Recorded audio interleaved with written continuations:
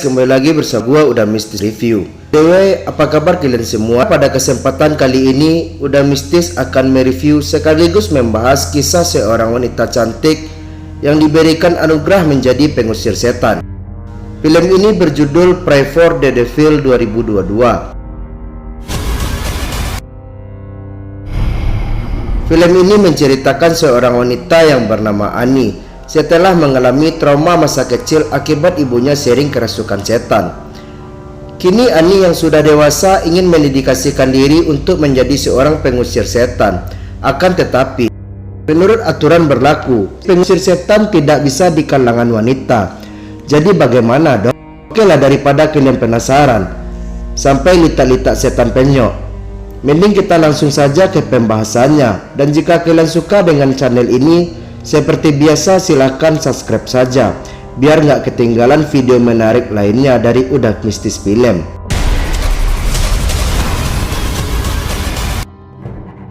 Film ini diawali dengan diperlihatkannya seorang bocil bernama Annie yang sedang kusyuk berdoa.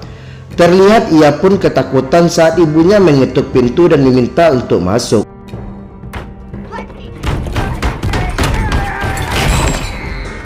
Oh, pantas saja Annie ketakutan. Ternyata tingkah ibunya benar-benar aneh. Singkat waktu, Annie yang kini sudah dewasa dan menjadi seorang suster, terlihat konsultasi pada seorang dokter terkait keanehan yang menimpa ibunya. Lantas dokter pun menduga jika mungkin ibu Annie menderita penyakit skizofrenia. Tapi Annie mengatakan jika dulu ibunya sangat menyayanginya dan terlihat seperti ibu normal. Namun di setiap malam, tiba-tiba ibunya berubah menjadi anarkis. Dilihat dari gejalanya, Annie pun menduga jika ibunya mengalami kerasukan setan. Diceritakan pada tahun 1835, Vatikan resmi mendirikan sekolah pengusiran setan di Roma untuk mengantisipasi orang-orang yang kesurukan setan. Hingga di tahun 2018, kasus kerasukan semakin meluas terjadi. Alhasil Vatikan pun membuka cabang sekolah pengusiran setan di berbagai negara di dunia. Kemudian scene beralih dengan diperlihatkannya sekolah pengusiran setan yang didirikan di Amerika. Lalu Annie yang baru tiba dengan basah kuyup langsung absen untuk segera masuk kelas. Singkat waktu, Annie yang berada di kelas mulai mempelajari sejarah kerasukan yang terjadi di dunia. Dan uniknya, si dokter yang menjadi konsultan Annie juga mengajar di sekolah ini. Si dokter pun menjelaskan jika semua pasien yang ada di tempat ini belum tentu divonis kerasukan. Mereka harus menjalani berbagai tes sebelum benar-benar dinyatakan kerasukan setan. Mendengar hal itu, terlihat Annie pun semakin tertarik dengan dunia medis dan persetanan. Hingga setelah mempelajari, usai Annie pun sekalian praktek lapangan untuk pengusiran pasien-pasien yang dikarantinanya. Setibanya di salah satu kamar, Annie mulai bertugas merawat pasien yang bernama Clark, yang hanya bisa makan serai apel saja. Terlihat planet pelengok dengan tatapan yang kosong. Setelah itu, Annie pun merawat pasien bocil yang bernama Natalie. Namun di ruangan tersebut sedang ada dokter bersama para petugas. Ia pun menjelaskan jika Natalia adalah pasien baru yang dikirim ibunya karena sering mengalami kerasukan. Dan setelah si dokter pergi, Annie pun berusaha menghibur Natalia dengan memberikan sebuah permen Shogun Jumbo. Terlihat Natalie pun senang dengan kebaikan Annie, sampai-sampai ia mengatakan jika Annie merupakan suster favoritnya. Singkat waktu, malam pun datang. Di tengah derasnya hujan, Annie yang memegang sisir ibu mulai teringat dengan trauma masa kecilnya. Aneh sekali, tiba-tiba ada bayangan Natalie terlihat di kamar Annie. Di tengah rasa heran, Annie melihat bayangan berdiri di balik pintu. Tanpa Annie sadari, Natalie terlihat bisa keluar dari ruangan karantina yang selalu dikunci.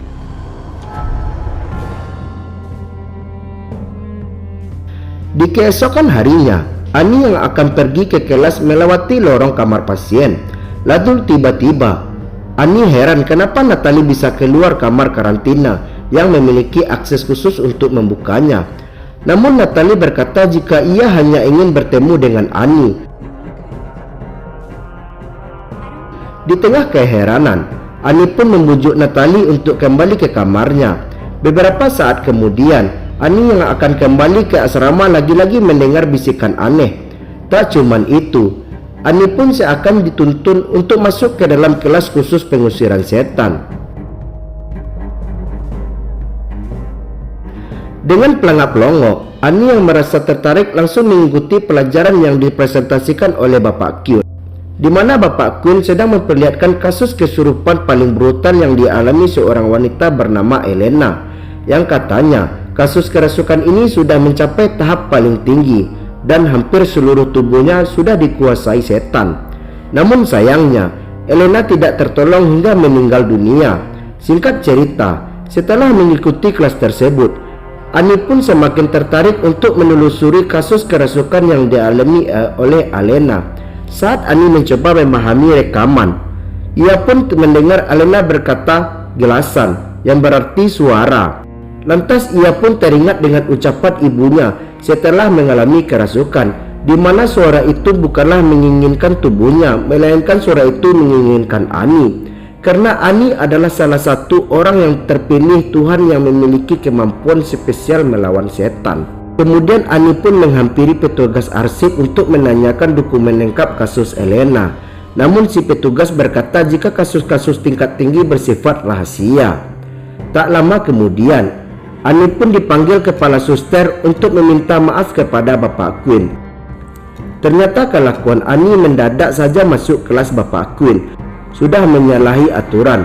Ani pun diperingatkan untuk tidak mengikuti kelas pengusiran, karena kelas tersebut hanya diperuntukkan bagi para lelaki yang disebut imam. Akan tetapi, Ani yang tertarik dengan hal itu tetap bersikeras untuk menjadi wanita pertama yang bisa melakukan pengusiran setan. Tapi jelas saja, keinginan itu dianggap mustahil. Ia pun diminta untuk melanjutkan tugasnya sebagai perawat. Singkat cerita, Ani kembali bertugas dengan menyekap daki Clark. Lalu tiba-tiba darah Clark naik ke infus, bersamaan dengan senandung yang biasa Ibu Ani menyanyikan. Saat Ani keheranan, Clark pun berkata jika kami sudah menunggumu.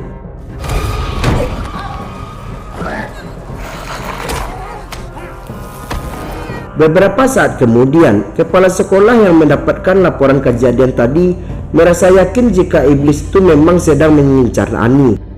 Karena dilihat dari kemampuan, sepertinya Ani memiliki kekuatan spesial dalam pengusiran setan. Lantas Bapak Kyun berniat untuk mengajari dan melatih Ani ilmu pengusiran setan.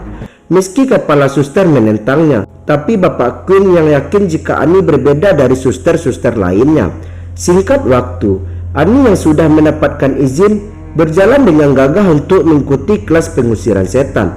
Jelas saja, para siswa yang semuanya laki-laki merasa heran saat Ani mengikuti pelajaran. Di tengah rasa bangga yang Ani rasakan, Bapak Kyun langsung meminta kelompok pertama untuk pergi ke ruangan observasi setan yang kelas atas. Sesampainya di ruangan observasi, sontak Ani pun kaget saat menjadi pasien adalah si bocil, yaitu Natalie. Bapak Kyun pun menjelaskan jika kemarin Natalie dipindahkan akibat kerasukan yang semakin menjadi-jadi. Lantas Bapak Kyun meminta dua relawan untuk melakukan sebuah ritual. Jelas saja, Ani pun gercep ingin membantu Natalie karena ia sangat mengenal bocil itu. Namun dirasa Ani belum siap. Bapak Kyun pun meminta Dante dan Raymond untuk menjadi relawan. Tapi sebelum itu, mereka disuruh untuk memperlengkapkan perlengkapan wajib. Setelah persiapan selesai, mereka pun langsung melakukan ritual.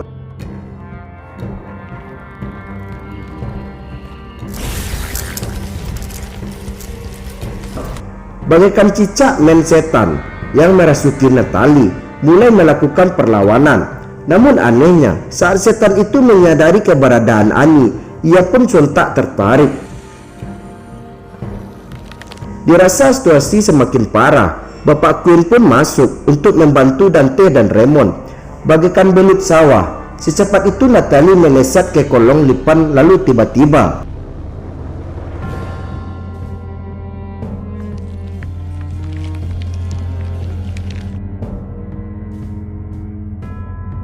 Bapak pun dibuat kewalahan dan saat Natalie kembali muncul, Ani pun langsung berusaha membantu mereka. Untung saja dengan ilmu komodo, si bapak bersama Ani, Natalie pun sementara terselamatkan.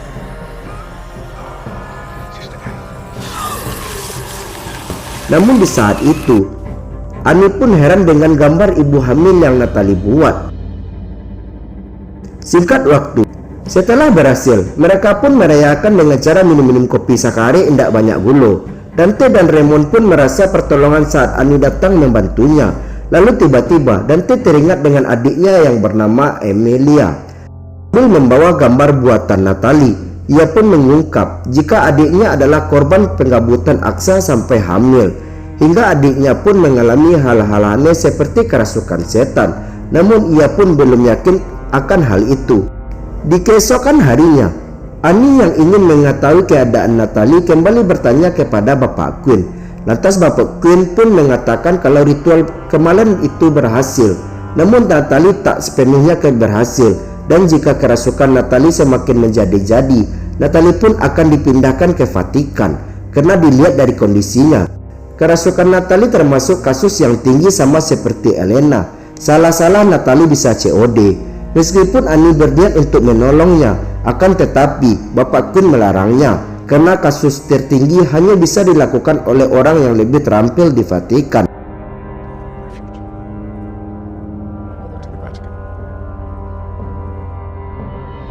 Di malam harinya, Ani yang berniat untuk menolong Natalie mulai menelaah catatan-catatan dari semua korban kerasukan yang pernah terjadi. Beberapa saat kemudian, Ani pun mulai bekerja sama dengan Dante untuk bisa menyusup ke ruangan arsip. Di ruangan arsip, Ani pun mulai mempelajari orang-orang yang masuk dalam kategori kerasukan tingkat tinggi, dan diantaranya sudah pindah ke Vatikan. Terlihat orang-orang yang mengalami hal itu kebanyakan tak terselamatkan. Hingga akhirnya Ani pun menemukan kasus yang menimpa seorang wanita bernama Mila, di mana Mila yang termasuk dalam kerasukan tinggi mampu dinyatakan sembuh. Merasa penasaran, Ani pun mulai memutar rekaman dari kasus penanganan Mila. Mengerikan sekali. Menurut keterangan, Mila yang mengalami rasa bersalah setelah kerasukan sampai menyayat wajah-wajahnya. Melihat hal itu, sontak Ani pun teringat dengan ibunya setelah mengalami kerasukan, di mana si ibu merasa malu dan merasa bersalah sampai-sampai melakukan diskon nyawa. Di keesokan harinya, Ani yang mulai mengerti kasus kerasukan Natalie meminta kepada Bapak Quinn untuk tidak memindahkan Natalie ke Vatikan. Ani pun meminta ritual pengusiran setan secara pribadi. Akan tetapi, permintaan Ani pun ditolak karena menangani kasus tertinggi tak bisa sembarangan dan harus mendapatkan pembuktian. Di tengah kekesalan Ani, Dante yang mendengar percakapannya dengan Bapak Quinn tiba-tiba mempunyai sebuah ide untuk bisa membuktikan metode yang Ani pelajari, yaitu dengan cara melakukan ritual pengusiran setan kepada adiknya. Dante pun menjelaskan jika selama ini adiknya tak bisa ditangani secara resmi akibat kasus pengabutan sampai hamil. Dante pun meminta Ani untuk melakukan ritual itu meskipun ilegal, karena Dante pun yakin Ani mempunyai sebuah anugerah yang tak semua orang mempunyai itu. Setibanya di kamar Emilia, Ani dan Dante yang sudah siap dengan semua peralatan tempur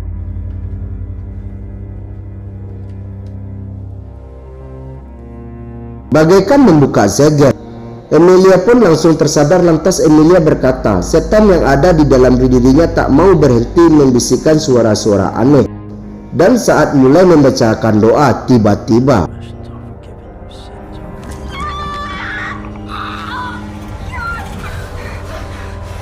saat situasi semakin mencekam, Andi kembali mencoba melakukan pendekatan kepada Emilia dan berusaha membuatnya takut. Akhirnya setelah usaha yang mereka lakukan, Ani pun menyatakan Emilia sudah membebaskan diri dari pengusiran setan. Beberapa saat kemudian, setelah capek-capeknya melakukan ritual, Ani dan Ted nongki-nongki di balkon. Teringat dengan kehamilan Emilia, Ani pun menceritakan jika dirinya pernah hamil di usia 15 tahun. Akan tetapi, ia pun tidak ingat dengan pria yang mengabutnya akibat terlalu oleng. Dan saat Ani hamil, ia pun dirawat oleh para suster Mary. Lalu, bayi yang ia lahirkan pun langsung diadopsi kepada seorang. Hal itu, Dante pun prihatin dengan masa lalu Ani. Di keesokan harinya, tiba-tiba kepala suster meminta Ani untuk menghadap kepala sekolah. Saat mereka bertemu, Ani pun kaget saat melihat Dante terlihat bersedih. Lalu sang kepala sekolah memberitahu jika ia mendapat laporan kematian Emilia yang melakukan diskon nyawa setelah melakukan ritual pengusiran setan. Sontak Ani pun shock parah. Kenapa? Itu bisa terjadi karena ia yakin jika Emilia sudah terbebas dari setan. Namun Bapak Kun menjelaskan jika setan memiliki banyak tipu daya yang mampu membuat manusia merasa menang. Itulah sebabnya seorang awam tidak bisa sembarangan melakukan pengusiran setan. Hingga dari kejadian ini, Ani dan Dante pun dianggap mengkhianati kepercayaan gereja. Meski Dante berusaha membela Ani, namun Ani yang merasa bersalah memilih untuk mengundurkan diri. Singkat ceritanya, setibanya Ani di Saint Mary, Ani pun kembali beraktivitas ala kadarnya. Beberapa saat kemudian, Ani yang sedang menghibur diri di taman, tiba-tiba heran saat Dante datang menemuinya. Ternyata Dante mengabarkan jika Natalie kembali kambuh dengan gejala yang lebih mengerikan.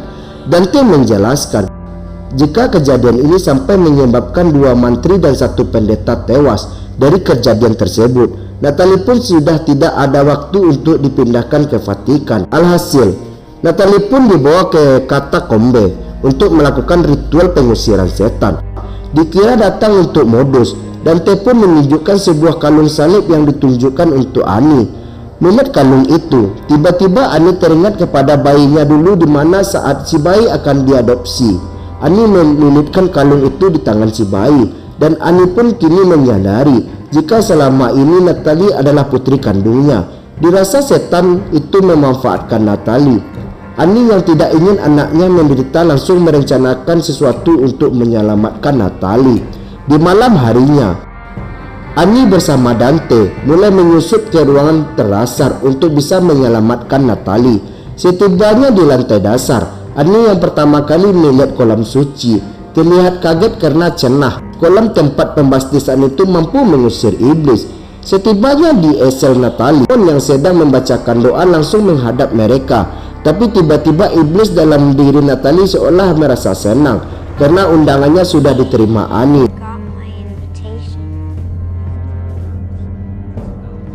Melihat Raymond yang terpental jauh, mereka pun segera mencarinya, tapi malang sekali.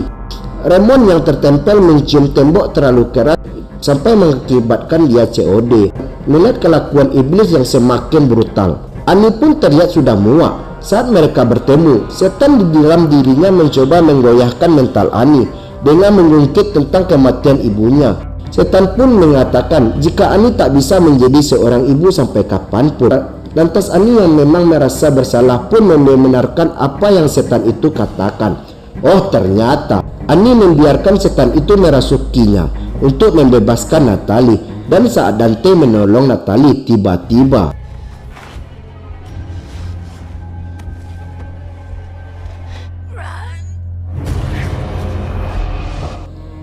kembali pada Dante. Di tengah pelarian, pintu keluar sel malah terkunci. Hingga Natalie yang baru sadar pun disuruh Dante untuk selepet dan bersembunyi di suatu tempat. Hingga setelah Natalie pergi, Ani yang sepenuhnya dirasuki setan mulai mencari-cari mereka. Kembali pada Natalie yang sedang ketakutan. Bisa kita lihat kenangan Ani bersama ibunya mampu membuat Ani melawan. Ternyata dulu si ibu pun melakukan hal yang sama dengan menekan si setan dari dalam dirinya untuk tidak membuat Ani tersakiti. Hingga Ani pun mulai melakukan perlawanan kepada setan yang merasuk dalam tubuhnya. Di dalam kolam suci, Ani dengan segala kenangan indah berusaha melepaskan setan yang ada di dalam dirinya. Akhirnya Ani berhasil mengusir setan di dalam dirinya dan melebur di dalam air suci hingga Dante pun datang untuk menolong Ani. Di keesokan harinya, Natalie yang kini sudah benar-benar sembuh menjenguk Ani untuk berterima kasih. Meskipun Natalie tahu jika Ani sebenarnya ibu kandungnya, namun naluri ibu dan anak sepertinya tak bisa dihilangkan.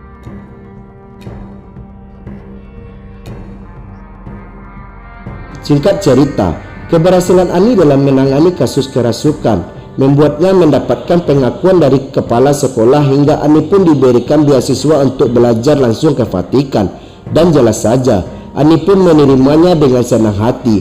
Tentunya mereka pun bangga karena kejadian pengusiran setan oleh seorang wanita sangat jarang terjadi. Beberapa saat kemudian, Ani yang akan pergi diberikan nasihat terakhir oleh Bapak Quinn, di mana Ani harus selalu berhati-hati karena setelah Ani mengenal iblis, maka iblis pun akan mengenalinya dan film pun berakhir.